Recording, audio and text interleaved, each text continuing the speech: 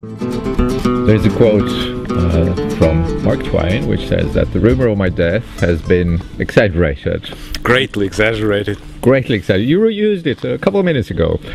Now I'm here with Carlos, Marketing and Communications Director from Amorim, the world's largest cork producer, is it? Indeed, yes.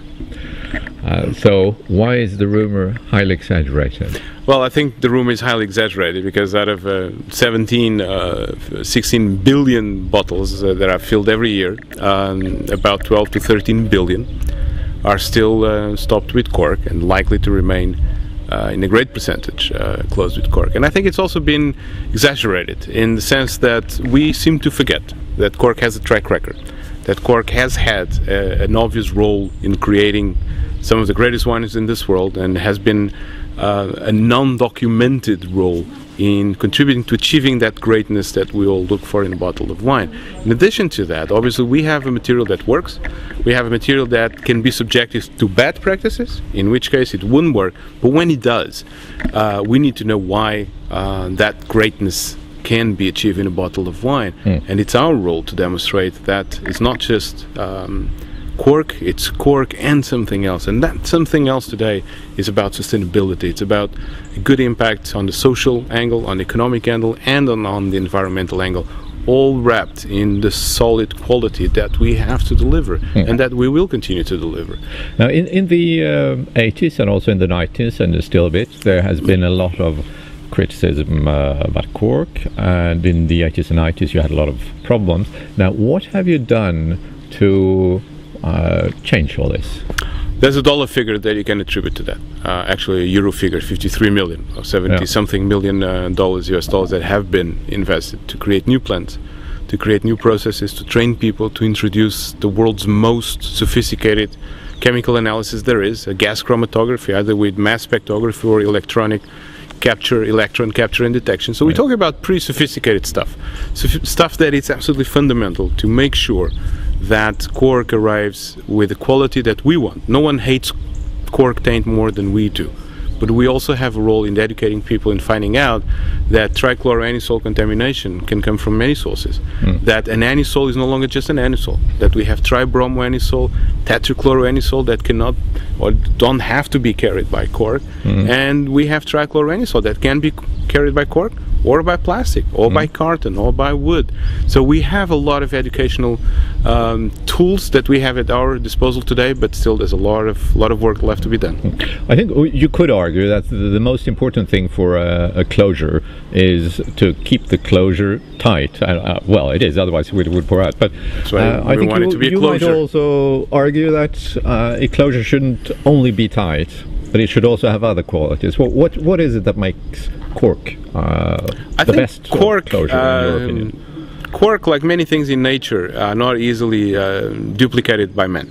You're looking at, on average, a cork stopper has 800 million cells in it. It has half a century of growth and care behind it. And it is... Oh, you mean that a cork that we have in the bottle Absolutely. Has been growing on the tree, or on a tree which has which is 50 years old? Normally, or more? Easily. The reason for that is that you cannot touch a cork oak, and the cork oak is 25 years old. First harvest, not good enough. And then you have to wait 9 years until you may go back to that cork oak. Second harvest, still not wine stopper grade yet. So you have 25 plus 9 plus 9 plus 9 plus 1 year storage and seasoning, plus how many in a bottle? 1 year, 10 years?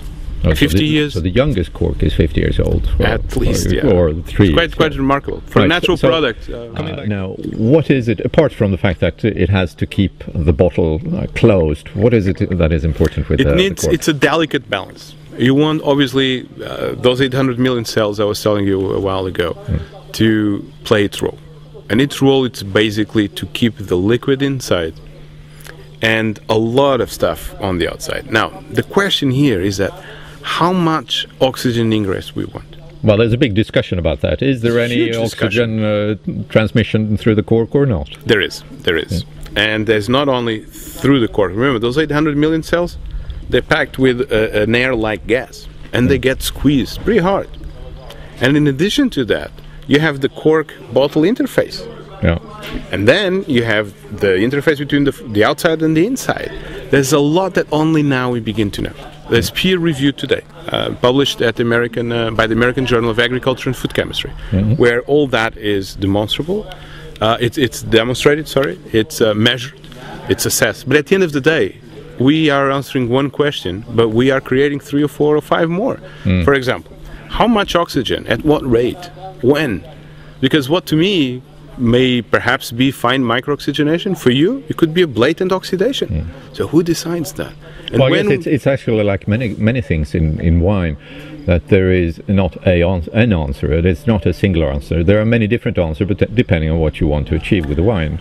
Well, we've seen horses today, and of course I agree with different horses for different courses. But at the end of the day, I think we need to understand. We need to have a body of knowledge, science, fact-based knowledge within the wine industry and the closure industry that has to be bigger than what it is now. I know for a long time, the great wines of this world continue to be created despite the fact that we didn't really know anything about oxygen ingress. We didn't really know anything about gas chromatography or 2,4,6 trichloroanisole. That never prevented people from creating great wines. I think what we have done is raise the level of disclosure, raise the bar of disclosure. And as we added more solid facts into the debate, we continue to find that there's still a lot of avenues we need to explore. And that's a great thing about it. I think what people, and going back to the original topic of conversation, I think, why do we need to rush? We have been doing a very good job, and the cork industry in general, and certainly Amorim, has been doing a very good job for nearly 200 years. We know what can go right, and we also know what can go wrong. What we need to do now is to demonstrate about what goes right, create additional knowledge, and then let the winemaker and the consumer make a decision. At the end of the day, it's all about the consumer, isn't it? And the consumer's preference for cork is quite high anywhere you go.